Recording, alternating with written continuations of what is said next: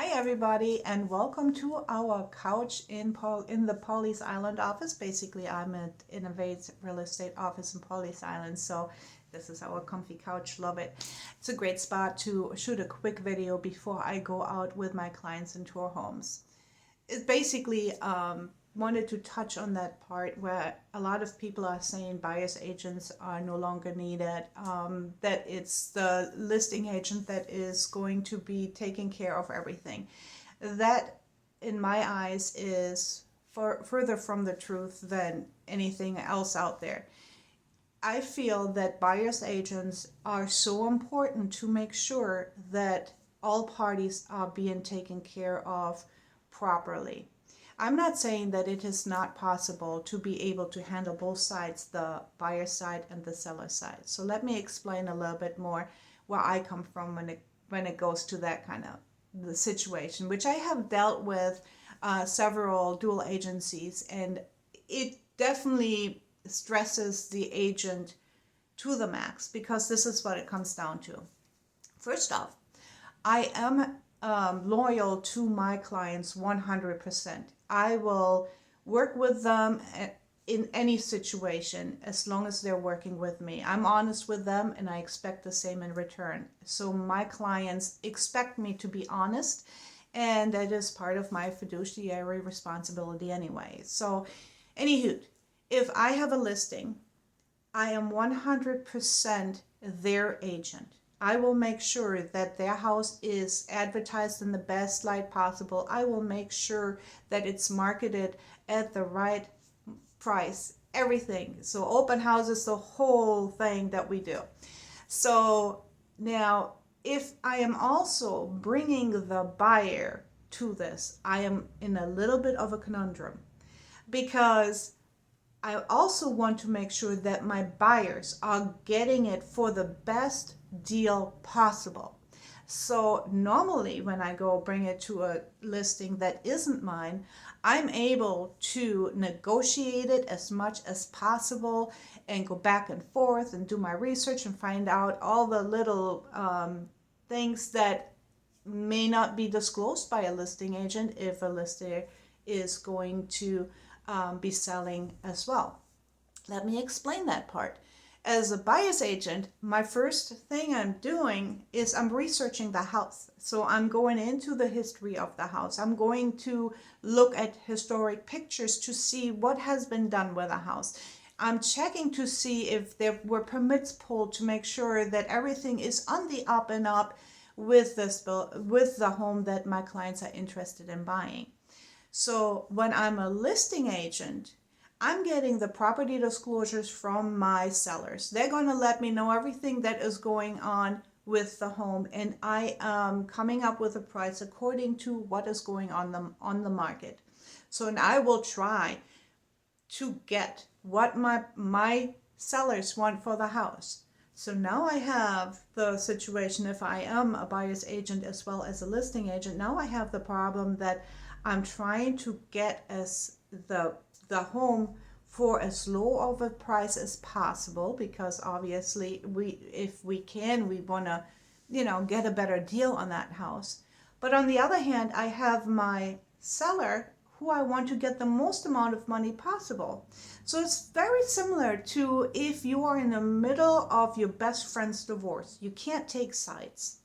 So if I don't get it high enough for what my seller wanted, or we sell it at a price that they didn't originally foreseen to wanted to sell for, they're going to feel slighted.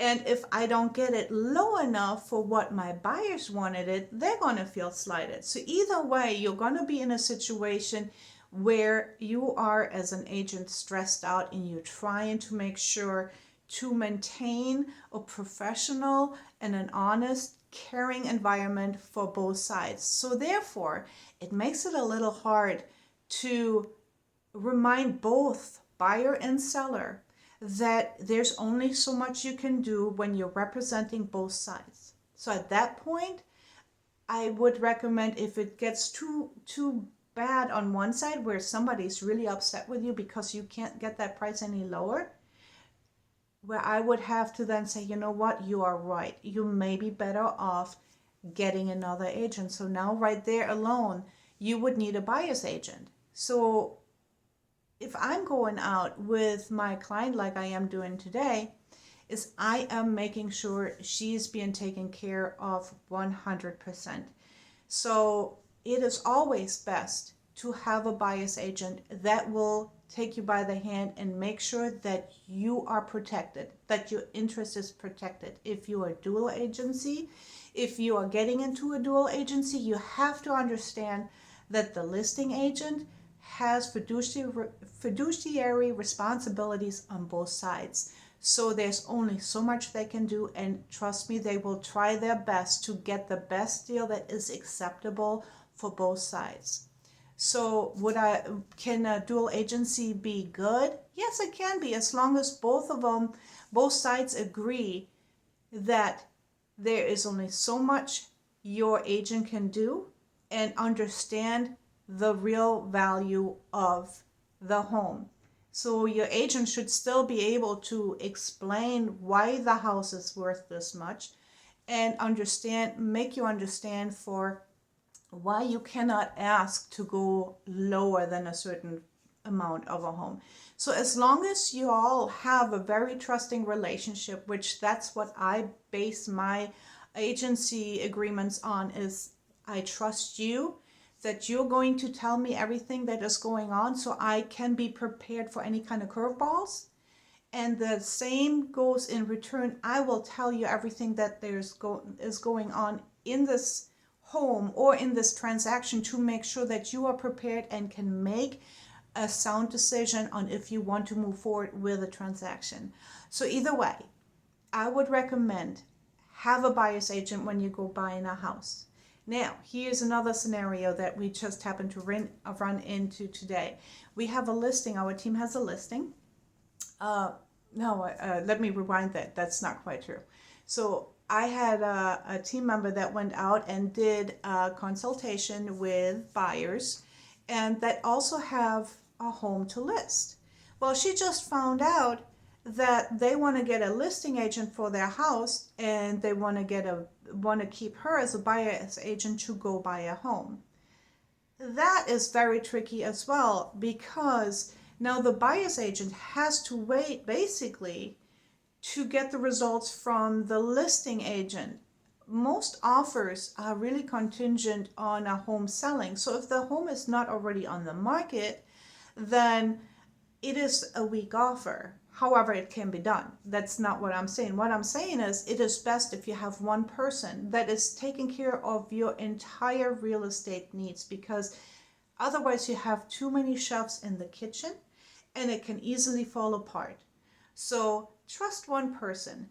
If you can't trust that person to take care of your real estate needs, then maybe you need to look for another one. So do an evaluation, interview your people. Sometimes it is just as simple as, okay, I want to spread my wealth. At least that's what these people were saying to my teammate, is I want to spread my wealth and make sure everybody is being fed, which is great too, but really is it really in your best interest? So do talk to agents and figure that one out. Either way, we're here for you. So if you want to give me a call back with any kind of questions or put them down in the comments, my phone number is 843-325-9732. All right, talk to you soon. Bye-bye.